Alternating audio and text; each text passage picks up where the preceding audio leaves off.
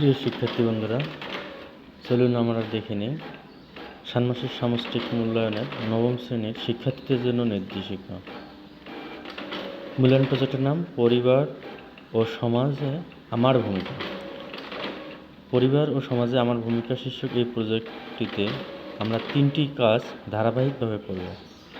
প্রথমে আমরা নিজ ও সহপাঠী পরিবারের সদস্যদের আত্মপরিচয় এবং আচরণিক প্যাটার্নের বৈচিত্র্য খুঁজে খাতে লিখব। এরপর পরিবারে আমাদের অবস্থান ও ভূমিকা সম্পর্কে লিখব। দ্বিতীয় কাজটি আমরা জোড়াই করব। সেখানে বৈজ্ঞানিক অনুসন্ধান পদ্ধতিতে সহপাঠীরা সাক্ষাৎকার ও প্রতিবেদন থেকে নববর্ষ উদযাপন বিষয়ক তথ্য সংগ্রহ করে একটি প্রতিবেদন লিখব। সবশেষ নিজ লেখা মানুষের জন্য নিঃস্বার্থভাবে একটি কাজ করার কর্মপরিকল্পনা করব। তাহলে চলো একে অপরের পরিবার সম্পর্কে জানি।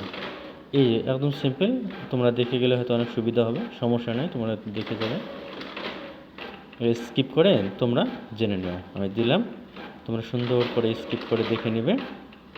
তোমাদেরকে অনেক অনেক শুভকামনা রইল মূল্যায়ন ভালো করে দেওয়ার জন্য।